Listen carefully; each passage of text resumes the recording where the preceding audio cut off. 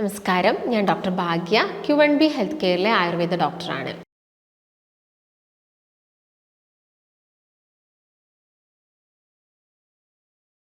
ഒരുപാട് പേർക്ക് അവരുടെ സമൂഹത്തിൽ ചിലപ്പോൾ ഒന്ന് ഒച്ചയിട്ട് സംസാരിക്കാനോ അല്ലെങ്കിൽ തൊട്ടടുത്തിരിക്കുന്ന ആളോട് സംസാരിക്കാനൊക്കെ ബുദ്ധിമുട്ട് വരുന്ന ഒരു കണ്ടീഷനുണ്ട്. അതിന് നമ്മൾ ഹാലിറ്റോസിസ് എന്ന് പറയും, അല്ലെങ്കിൽ വായുനാറ്റം എന്നൊക്കെ പറയും. അപ്പോൾ വായുനാറ്റം വന്നു കഴിഞ്ഞാൽ പല ആളുകൾക്കും ബുദ്ധിമുട്ടുണ്ട്. ഇപ്പം നമ്മുടെ ക്ലിനിക്കിൽ തന്നെ ഒരുപാട് പേഷ്യൻസ് വന്ന് പറയുന്നൊരു കാര്യമാണ്, അവർ പള്ളിയിൽ പോയിരിക്കുന്ന സമയത്ത് അല്ലെങ്കിൽ എന്തെങ്കിലും ഒരു മീറ്റിങ്ങിന് പോയിരിക്കുന്ന സമയത്ത് ഇങ്ങനെ വായുനാറ്റം കാരണം തൊട്ടടുത്തിരിക്കുന്ന വ്യക്തിയോട് പോലും സംസാരിക്കാൻ പറ്റുന്നില്ല. വീട്ടിൽ വന്നു കഴിഞ്ഞാൽ വൈഫും കുട്ടികളും എല്ലാവരും ഇങ്ങനെ പറയുന്നുണ്ട്, ഇതെന്താണെന്ന് മനസ്സിലാവുന്നില്ല ഡോക്ടറെ എന്നൊക്കെ പറഞ്ഞിട്ട് ഒരുപാട് പേഷ്യൻസ് നമ്മളെടുത്ത് വരുന്നുണ്ട്. അപ്പോൾ വായുനാറ്റം എന്ന് പറയുന്നത് പ്രധാനമായിട്ടും 2 കാരണങ്ങൾ കൊണ്ട് വരാം. ഒന്ന് ടെമ്പററി, അതായത് ഒരു താൽക്കാലിക എന്തോ ഒരു കാരണം കൊണ്ട് വരുന്നുണ്ട്. അതുപോലെ തന്നെ പെർമനൻ്റ് ആയിട്ട് ചില ആളുകളിൽ വരാനുള്ള റീസൺസും ഉണ്ട്. അതിൽ നമുക്ക് താൽക്കാലികമായിട്ടുള്ളൊരു കാരണം നോക്കുകയാണെങ്കിൽ, നിങ്ങൾ ഏതെങ്കിലും ഒരു മെഡിസിൻസ് ഒക്കെ പെട്ടെന്ന് സ്റ്റാർട്ട് ചെയ്ത ഒരു വ്യക്തികളൊക്കെ ആണെങ്കിൽ നിങ്ങൾക്ക് വിത്തിൻ കുറച്ച് ഒരു മാസത്തിനുള്ളിൽ തന്നെ ഇങ്ങനൊരു വായുനാറ്റം വരാനുള്ള ചാൻസസ് വളരെയധികം കൂടുതലാണ്. അതുപോലെ തന്നെ താൽക്കാലികമായിട്ട് പെട്ടെന്ന് വരുന്നത് നമ്മൾ എന്തെങ്കിലും കഴിച്ച ഭക്ഷണത്തിൻ്റെ, ചില ആളുകൾ വെളുത്തുള്ളി പോലെയുള്ള ഫുഡ് ഐറ്റംസ് ഒക്കെ രാത്രി കഴിച്ച് കിടന്നാൽ നമുക്ക് ചിലപ്പോൾ ആ സമയത്ത് തന്നെ നമ്മുടെ വായിക്ക് നമുക്കൊരു സ്മെല്ല് അനുഭവപ്പെടാം. അതുപോലെ തന്നെ രാവിലെ ആയിട്ട് നിങ്ങൾ ബ്രഷ് ചെയ്യാതെയാണ് കിടക്കുന്നതെങ്കിൽ രാവിലെ ആകുമ്പോഴേക്കിന് ശക്തമായിട്ടുള്ളൊരു സ്മെല്ല് അനുഭവപ്പെടാനുള്ള ചാൻസസ് വളരെയധികം കൂടുതലാണ്. അതുപോലെ തന്നെയാണ് രാത്രി സമയങ്ങളിൽ നിങ്ങൾ ഹെവി ആയിട്ട് ഫുഡൊക്കെ കഴിച്ചു കഴിഞ്ഞ് പ്രോപ്പറായിട്ട് ഡൈജഷൻ ഒന്നും ഇല്ലാതെ പോയിട്ട് കിടന്നു കഴിഞ്ഞാൽ നിങ്ങൾക്ക് രാവിലെ വായലോട്ട് ഇതുപോലെ തന്നെ ഇങ്ങനെ പുളിച്ച് തേട്ടി വരികയും ഒരു ബാഡ് സ്മെല്ല് അനുഭവപ്പെടുകയൊക്കെ ചെയ്യാനുള്ള ചാൻസസ് വളരെയധികം കൂടുതലാണ്. പിന്നെ നമ്മൾ രാത്രി കിടന്നുറങ്ങി വായൊക്കെ പൂട്ടി ഇങ്ങനെ കിടന്നുറങ്ങി രാവിലെ എണീക്കുന്ന സമയത്ത് ഒബ്വിയസ്ലി എല്ലാവരിലും തന്നെ ഉണ്ടാവുന്നതാണ് ഈ ഒരു ടെമ്പററി ആയിട്ട് വരുന്ന ഒരു ഹാലിറ്റോസിസ്.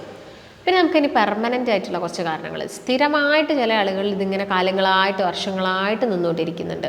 അപ്പോൾ അതിൻ്റെ ഒരു പ്രധാനപ്പെട്ട റീസൺസൊക്കെ നമ്മൾ എടുത്ത് നോക്കുന്നുണ്ടെങ്കിൽ അതിൽ ആദ്യം തന്നെ പറയുന്നത് നമുക്ക് വയറിൻ്റെ ബുദ്ധിമുട്ടുകളാണ്. നമുക്ക് ഗ്യാസ്, അസിഡിറ്റി, നെഞ്ചരിച്ചിൽ, ഈ ബുദ്ധിമുട്ടുകൾ നിങ്ങൾ വല്ലാതെ ഇങ്ങനെ അലട്ടിക്കൊണ്ടിരിക്കുന്നുണ്ടെങ്കിൽ ഇത് നിങ്ങൾക്ക് വായുനാറ്റം പോലുള്ള പ്രശ്നങ്ങൾ ഉണ്ടാക്കാം. നിങ്ങളെ ഗട്ട് ഹെൽത്ത് ഓക്കെ അല്ല, നമ്മളെ ഗട്ട് മൈക്രോബയോം അവിടെ, അതായത് പ്രോപ്പറായിട്ടൊരു ഹെൽത്തി ബാക്ടീരിയാസ് ഒന്നും ഇല്ല എങ്കിൽ നമുക്ക് ഈ ഒരു പ്രശ്നങ്ങൾ ഇടയ്ക്കിടയ്ക്ക് വരാനുള്ള ചാൻസസ് വളരെയധികം ഉണ്ട്.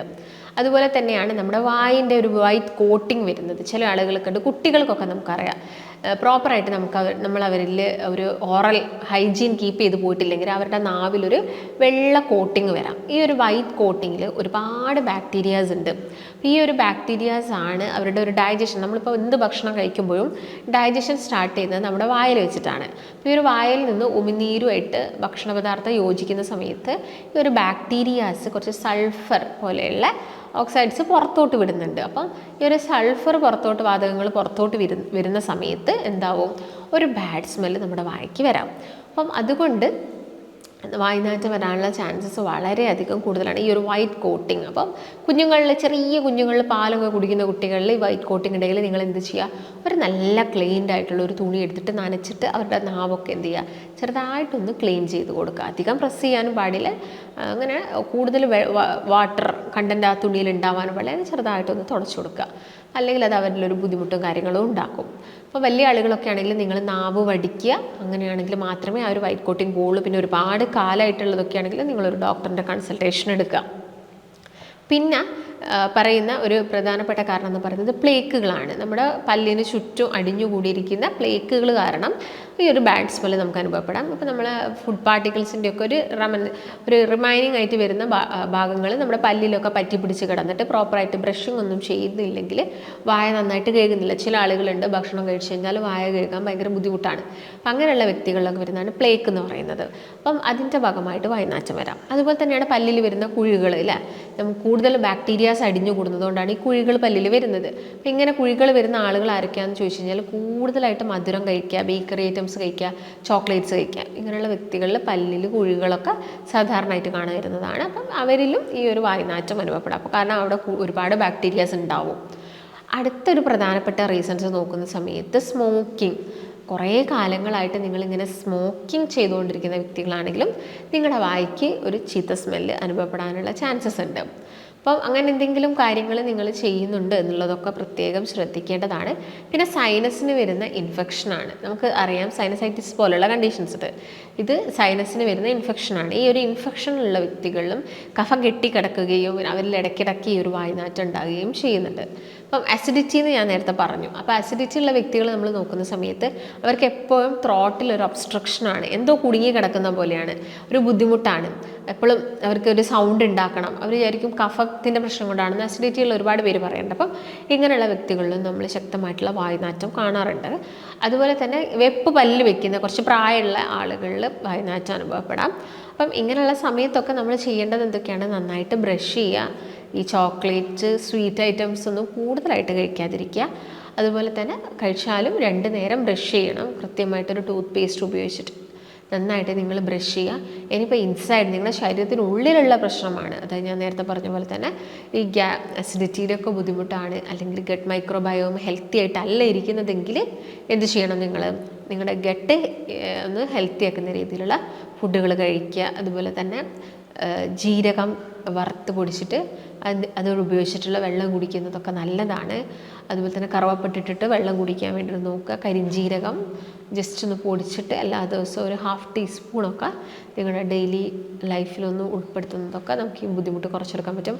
അധികം പുളിയില്ലാത്ത തൈര്, മോര് ഉപയോഗിക്കുക. അതുപോലെ തന്നെ മോര് ഉപയോഗിച്ചിട്ട് കവിള് കൊള്ളുക. അതൊക്കെ നമുക്ക് വായുനാറ്റം, പല്ലിൽ വരുന്ന ബുദ്ധിമുട്ടുകളൊക്കെ കുറച്ചെടുക്കാൻ ഹെൽപ്പ് ചെയ്യുന്നതാണ്.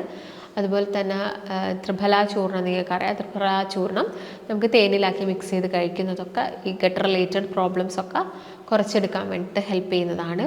അതുപോലെ തന്നെ പേരയ്ക്കേൻ്റെ ഇലട്ട് തിളപ്പിച്ച വെള്ളം നമുക്ക് കുടിക്കുന്നുണ്ടെങ്കിലും ഈ ബുദ്ധിമുട്ടുകൾ നമുക്കൊരു പരിധി വരെയൊക്കെ കുറച്ചെടുക്കാൻ പറ്റുന്നതാണ്. അപ്പോൾ വായുനാറ്റം വരിക എന്ന് പറയുന്ന സമയത്ത് ഞാൻ നേരത്തെ പറഞ്ഞ പോലെ അത് നമുക്ക് കേൾക്കുന്ന സമയത്ത് വലിയ ബുദ്ധിമുട്ടില്ല, പക്ഷെ അത് വന്നു കഴിഞ്ഞാൽ നമുക്കൊരാളെ ഒരു കോൺഫിഡൻസ് പോകുന്ന ഒരു കണ്ടീഷൻ തന്നെയാണ്. അപ്പം നിങ്ങൾക്ക് നല്ല ഗട്ട് ഹെൽത്ത് ഉണ്ടാവാനും നല്ല പ്രോബയോട്ടിക്സും നല്ല പ്രീഫൈബേഴ്സും പെട്ടെന്ന് ദഹിക്കുന്ന ഭക്ഷണങ്ങൾ, അതുപോലെ തന്നെ നന്നായിട്ട് കുക്ക് ചെയ്ത ഫുഡുകളൊക്കെയാണ് നിങ്ങൾ പ്രത്യേകമായിട്ട് കഴിക്കേണ്ടത്. പിന്നെ ഹെൽത്തി ആയിട്ടിരിക്കുക, ഒരുപാട് മെഡിസിൻസ് ഒന്നും ഒരു ഡോക്ടറിൻ്റെയും പ്രിസ്ക്രിപ്ഷൻ ഇല്ലാതെ വാങ്ങി കഴിക്കാതിരിക്കുക. അങ്ങനത്തെ ഒരുപാട് മിസ്റ്റേക്കുകൾ ഒരുപാട് പേര് ചെയ്യുന്നുണ്ട് അല്ലേ. ഗ്യാസിൻ്റെ ഒക്കെ ബുദ്ധിമുട്ട് വന്നാൽ നേരെ മെഡിക്കൽ ഷോപ്പിൽ പോയിട്ട് ഗ്യാസിൻ്റെ മെഡിസിൻസ് വാങ്ങി കഴിക്കുന്ന വ്യക്തികളുണ്ട്. മൈഗ്രെയിൻ, തലവേദന വരുന്ന സമയത്ത് പെയിൻ കില്ലേഴ്സ് പോയി കഴിക്കുന്നവരുണ്ട്. അപ്പോൾ അതൊക്കെ നിങ്ങൾ എന്ത് ചെയ്യുക? നിങ്ങളുടെ ഭക്ഷണത്തിൽ വരുന്ന ചേഞ്ചസ് കൊണ്ടാണ് ഈ ബുദ്ധിമുട്ടുകളൊക്കെ വരുന്നത്. അതൊക്കെ ക്ലിയർ ചെയ്തിട്ട് കൃത്യമായിട്ടുള്ളൊരു ഭക്ഷണ രീതി ഫോളോ ചെയ്താൽ ഈ ബുദ്ധിമുട്ട് നമുക്ക് കുറച്ചെടുക്കാൻ പറ്റും. അപ്പോൾ നിങ്ങൾക്ക് കൺസൾട്ടേഷൻ അത്യാവശ്യമായിട്ടുണ്ടെങ്കിൽ താഴെ കാണുന്ന നമ്പറിൽ കോൺടാക്റ്റ് ചെയ്യാം. മറ്റൊരു നല്ല ഹെൽത്ത് ടോപ്പിക്കുമായിട്ട് വീണ്ടും കാണാം. നന്ദി.